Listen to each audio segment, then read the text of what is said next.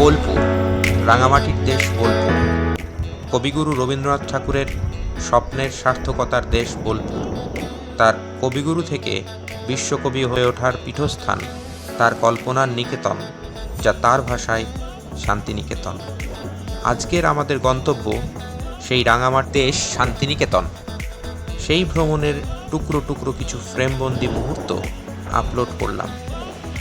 শীতের সকালে ছোট্ট একটা 100cc বাইক নিয়ে আর এক সঙ্গী নিয়ে পাড়ি দিলাম সেই রাঙামাটির দেশে। কুয়াশাচ্ছন্ন শীতের ভোরে মোবাইলের ক্যামেরায় শ্যুট করা হয়তো ওর ক্ষেত্রে পসিবল হচ্ছিল না।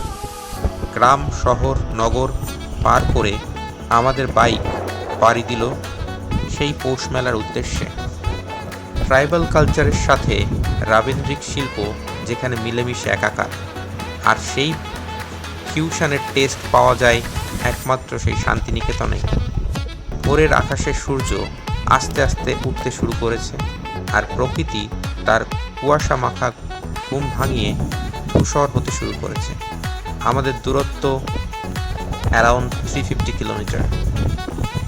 এই ধূসর প্রকৃতি আর আমার মাঝে একটাই জিনিস প্রকট হচ্ছে, ধীরে ধীরে শেষ না হওয়া রাস্তা, কালো রাস্তা।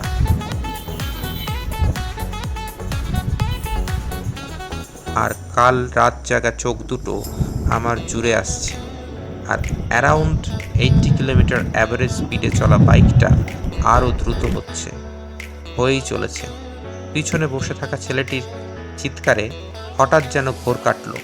চলে এসেছি আমরা আমাদের এঁটেল মাটির দেশ ছেড়ে রাঙা বালিমাটির দেশে।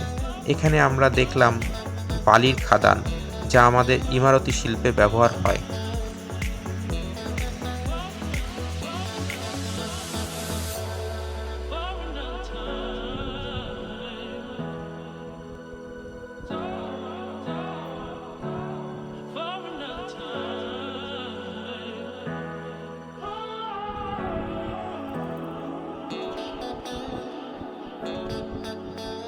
শালপিয়ালের জঙ্গলের মধ্যে দিয়ে রাস্তা পার হয়ে চলেছি শিমুল পলাশের রঙের রাঙা আদিবাসী রমণীদের নৃত্যশিল্প যেখানে রাবীন্দ্রিক হয়ে উঠেছে। শান্তিনিকেতনকে বোঝা যায় না, আর আমি চেষ্টাও করিনি। শুধু অনুভব করলাম এখানের আকাশে বাতাসে রং আর রঙের সমারোহ। বাতাসে ফাগুনের ছোঁয়ায় গাছে গাছে যেন আগুন লেগেছে। চারদিকে শুধু লাল হলুদ পসরা সাজিয়ে ফুলে ফুলে ডালে ডালে ধরেছে গাছগুলো। ধামসা মাদলের তালে তালে ট্রাইবাল ড্যান্স যেন রাবীন্দ্রিক সুর, আর আমার কাছে ভাষাহীন মন্ত্রমুগ্ধকর এক অনুভূতি।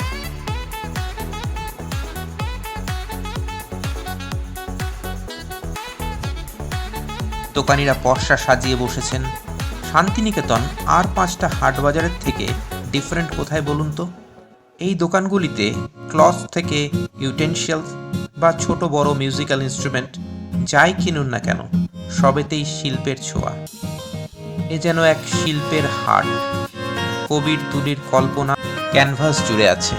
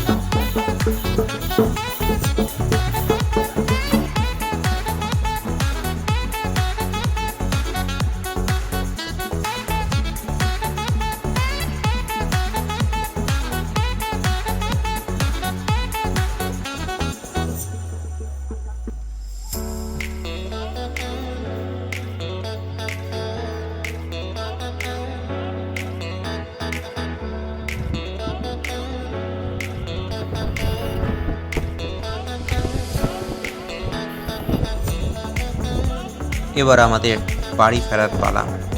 সন্ধ্যের অন্ধকার যেন রাস্তার কালো রঙের সাথে মিলেমিশে যাচ্ছে।